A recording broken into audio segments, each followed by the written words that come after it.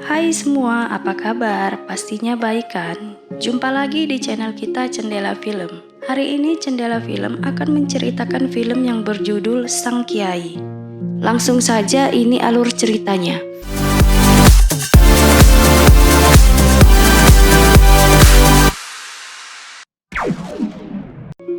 Di awal film, kita dilihatkan sebuah pondok pesantren yang sedang menerima murid baru. Kiai pemilik pesantren itu adalah orang yang baik dan sangat rendah hati.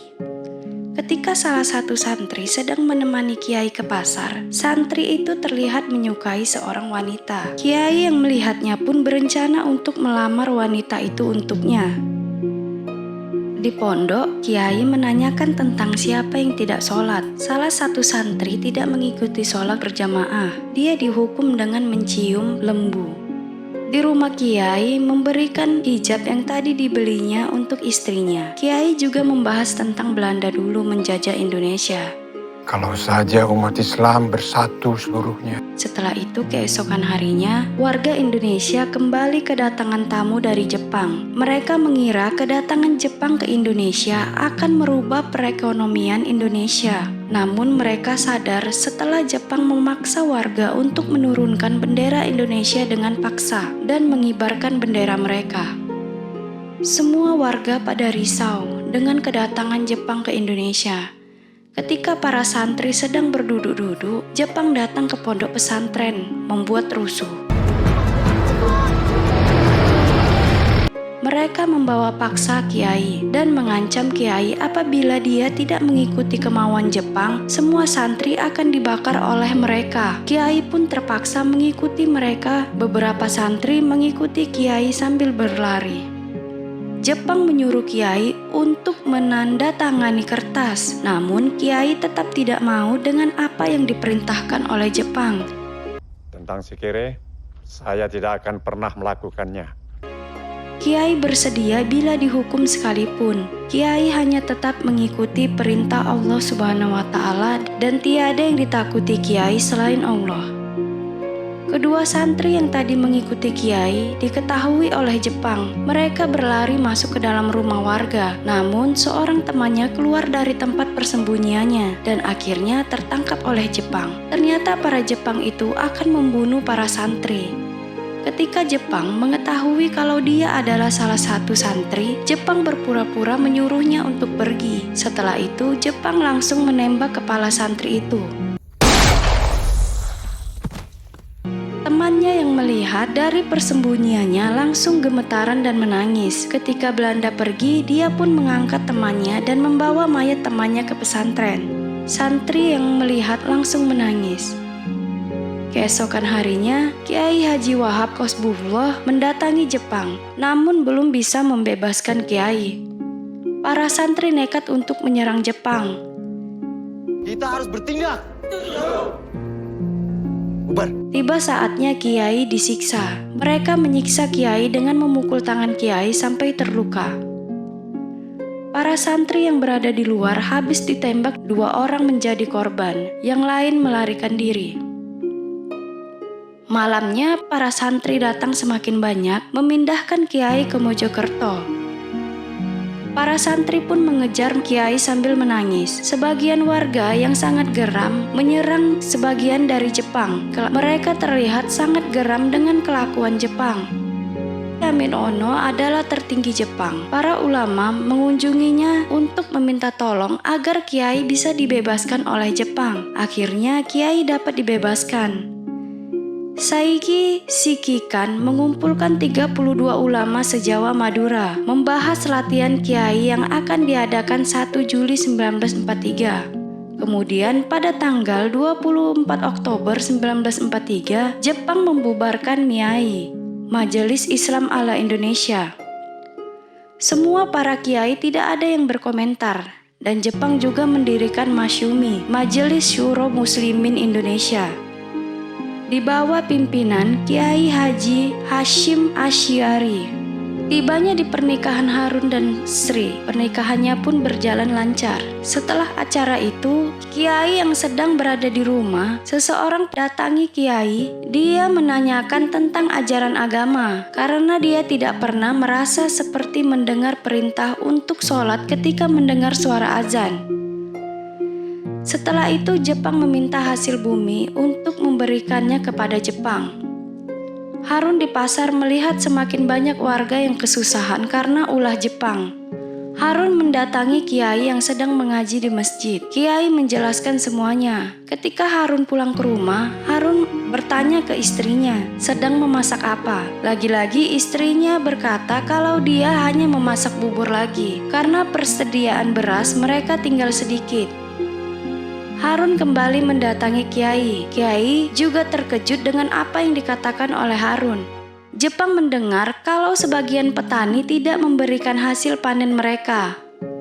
Harun juga melihat kembali yang dilakukan Jepang saat di pasar sungguh tidak bermoral dan tidak ada belas kasihan. Memerintah orang dengan sesuka hati dan paksaan, bahkan anak kecil pun sanggup mereka siksa. Harun sangat geram melihat semua itu, sehingga ulahnya diketahui oleh Jepang. Jepang pun tidak tinggal diam. Semua warga Indonesia yang memberontak akan dihakimi di hadapan masyarakat agar tidak berani melawan dengan Jepang lagi.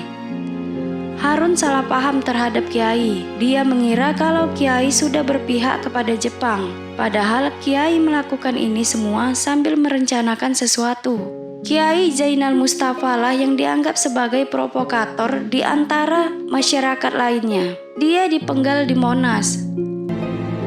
Berawal karena Mas Yumi mengurusi pajak hasil bumi. Harun mengajak istrinya untuk pergi meninggalkan pesantren.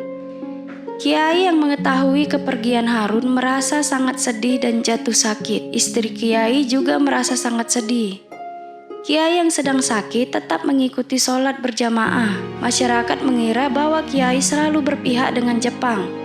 Jepang kembali memberi tawaran baru. Kiai juga menerimanya agar tidak ada korban yang sama seperti Kiai Zainal Mustafa kemarin.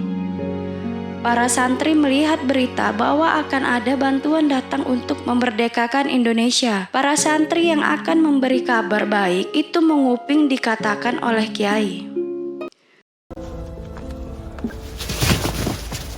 Setelah itu, beberapa santri dilatih untuk mengikuti latihan tentara. Lagi-lagi Harun yang melihat langsung berprasangka buruk dengan tujuan para santri mengikuti latihan tentara yang diajarkan oleh Jepang. Pada tanggal 14 Agustus 1945, Jepang dinyatakan menyerah kalah kepada sekutu. Proses penyerahan secara formal oleh pihak Jepang akan dilaksanakan secepatnya.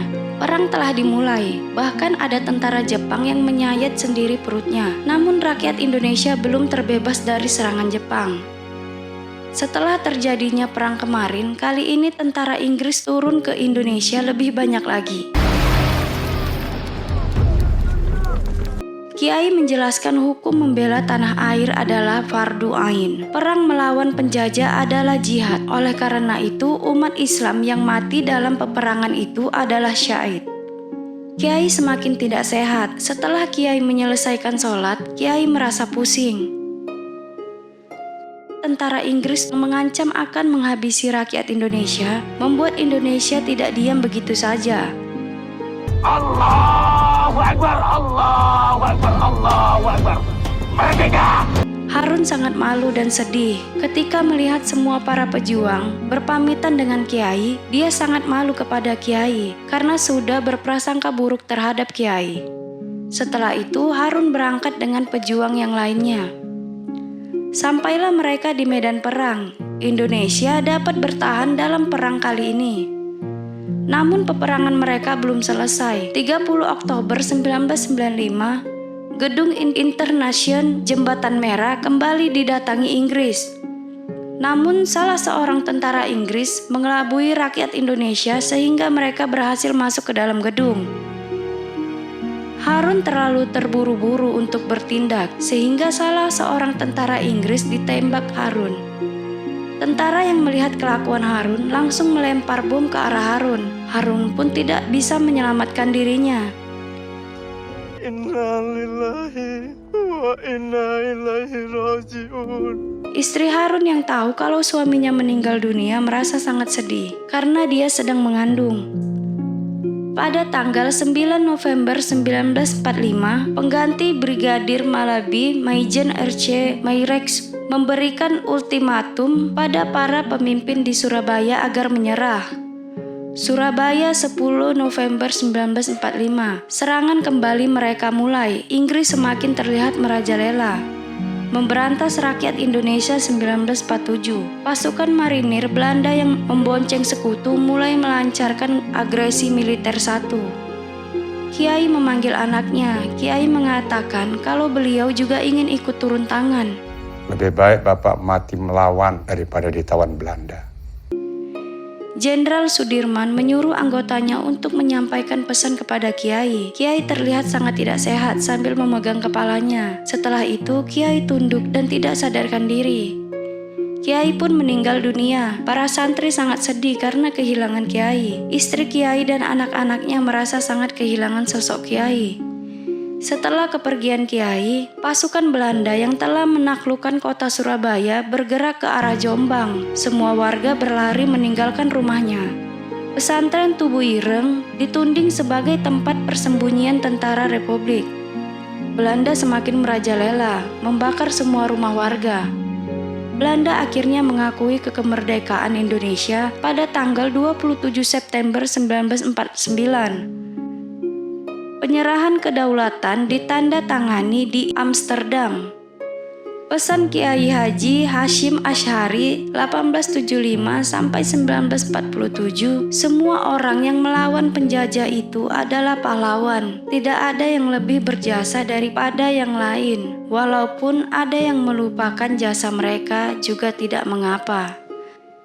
Karena Allah menjanjikan tempat yang sebaik-baiknya bagi para syuhada. Itulah akhir cerita Sang Kiai. Terima kasih sudah menonton, sampai jumpa.